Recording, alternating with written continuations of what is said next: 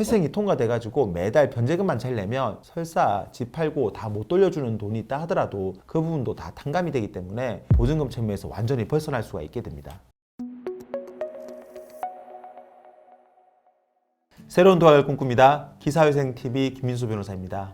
최근에 가장 문제가 되고 있는 사회 이슈 중에 하나가 전세 보증금을 둘러싼 임대인가, 임차인 간의 분쟁인데요. 전세 기간이 다 돼서 보증금 돌려달라는 임차인과 새로운 세입자 구할 때까지 돈 못 준다는 임대인 간의 이 다툼을 변호사하면서 이렇게까지 많이 본 적이 없었습니다. 그런데 언론 기사 보면 대부분 임차인 입장에서 보증금 못 돌려받았을 때 어떻게 해야 되는지만 나오는데 임대인, 그러니까 집주인 입장에서 보증금 반환을 못할 때 어떻게 해야 되는지에 대해서는 알려주는 곳이 잘 없어요.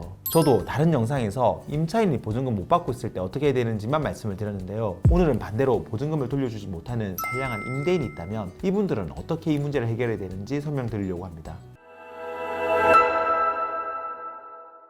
임대인 중에는 전세 사기로 세입자들한테 피눈물 흘리게 하는 나쁜 집주인도 있어요. 그런데 제가 지금부터 말씀드리는 방법은 정말 열심히 살아보려고 부동산 투자 공부도 하면서 갭 투자로 여러 채 샀다가 집값 하락으로 매매는 안 되고 빌라 전세 기피로 세입자 못 구해서 보증금 못 돌려주는 분들을 위한 이야기입니다. 원칙적으로 보증금이라는 거는 새로운 세입자가 들어와야 주는 게 아닙니다. 임대차 기간 끝나면 무조건 줘야 돼요. 만약에 집주인이 세입자를 위해서 주택도시보증공사, 그러니까 흔히 말해 이제 허그 보증보험을 가입을 해놨다면 설사 당장 보증금 못 주더라도 이 보증을 통해서 세입자가 보증금을 받을 수가 있으니까 걱정할 게 없어요. 실제로 선량한 집주인들은 허그 보증보험을 들어놓은 경우가 많아요. 그런데 모든 집들이 허그 가입이 되는 건 아닙니다. 선순위 근저당권 액수가 너무 높거나 아니면 시세 대비 보증금이 높은 경우에는 요건이 안 돼서 가입 못하는 경우도 꽤 많아요. 그리고 처음에는 허그 가입을 했다가 임대차 갱신하면서 보험갱신을 안 하는 바람에 허그 적용이 안 되는 경우들도 있습니다. 설사 이렇게 보증보험이 가입이 안 돼 있더라도 선량한 집주인들이라면 보증금 돌려주기 위해서 대출을 받거나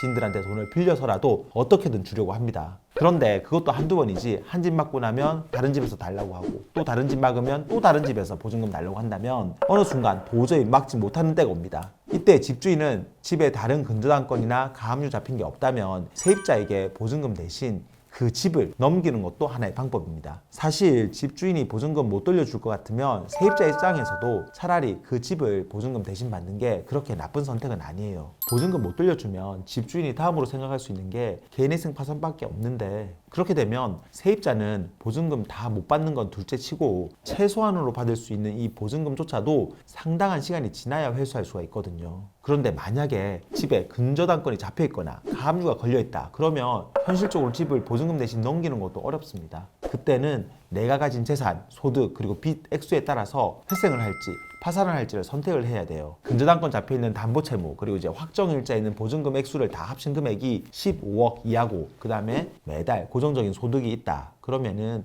개인회생으로 보증금 문제를 해결하는 걸 추천드립니다. 회생이 통과돼가지고 매달 변제금만 잘 내면 설사 집 팔고 다 못 돌려주는 돈이 있다 하더라도 그 부분도 다 탕감이 되기 때문에 보증금 채무에서 완전히 벗어날 수가 있게 됩니다. 그런데 갭 투자로 구입한 빌라, 원룸, 오피스텔이 한두 채가 아니라 수십 채다. 그러면 보통 담보채무, 보증금 액수가 수십억이 훌쩍 넘을 건데요. 개인회생은 담보채무는 15억, 무담보채무는 10억이 넘으면 회생 신청 자체를 할 수가 없어요. 이때는 일반회생 또는 개인 파산으로 빚 탕감을 해야 되는데, 일반회생은 채권자 동의 같은 절차가 까다로워서 대부분의 분들이 이걸 선택하기가 좀 어려우실 거예요. 그래서 결국 개인 파산을 해야 되는데, 파산의 경우에는 법원에서 면제재산으로 인정되는 부분을 제외한 나머지 전부를 처분해서 채권자한테 나눠준 다음에 다른 불허가 사유가 없으면 빚 전부를 탕감시켜 줍니다. 대항력이 있고 확정일자 있는 임차 보증금의 경우에는 파산 절차에서 그 부동산에 대해서는 다른 채권자보다 먼저 돈을 받아가는데요. 보통 파산 관제에는 그 부동산에 경매가 진행 중이면 경마 절차에서 임차인이 돈 받아갈 수 있도록 해주고, 만약에 경매 진행되는 게 없으면 관제인이 직접 다른 사람들한테 매각을 하거나 아니면 임차인한테 이걸 사가라고 제안해서 임차인이 보증금을 받을 수 있도록 해줍니다. 그러고도 못 받는 보증금에 대해서는 파산 면책을 통해서 빚이 다 탕감이 되는 거고요. 그런데 여기서 하나 조심해야 될 게 있습니다. 파산이라는 게 신청한다고 해서 다 면책이 되는 게 아니라는 거예요.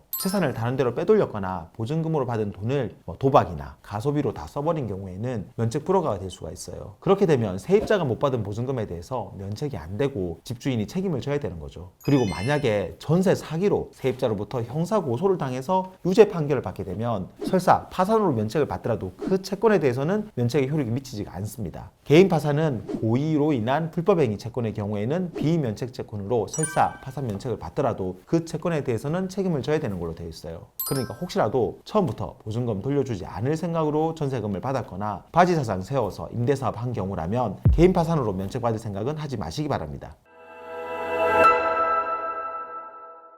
저희 사무실에서도 이 갭 투자로 주택 수십 채 전월세 하다가 보증금 돌려줄 수가 없어서 파산 진행하는 분들이 여러 계시는데요. 이런 분들은 개인 파산을 통해서 임차인들에게 주지 못한 보증금 채무에 대해 면책을 받을 수가 있어요. 하지만 앞에서 말씀드린 것처럼 혹시라도 처음부터 전세 사기로 보증금을 못 준 분들이라면 파산 생각은 꿈도 꾸지 마시기 바랍니다. 그런 분들은 파산 면책 못 받습니다. 그러니까 오늘 말씀드린 내용은 선량하게 임대사업 하다가 부동산 시장 침체와 빌라 원룸 전세 기피로 어려움을 겪고 있는 집주인분들을 위한 거라는 점 꼭 기억하시기 바랍니다. 영상 도움되었다면 구독과 좋아요, 알림 설정 부탁드리고요. 궁금한 점 있으면 아래 댓글이나 법무법인 김현 파트너스로 연락 주시면 친절히 답변 드리겠습니다. 다음에도 더 좋은 주제로 찾아뵙겠습니다. 감사합니다.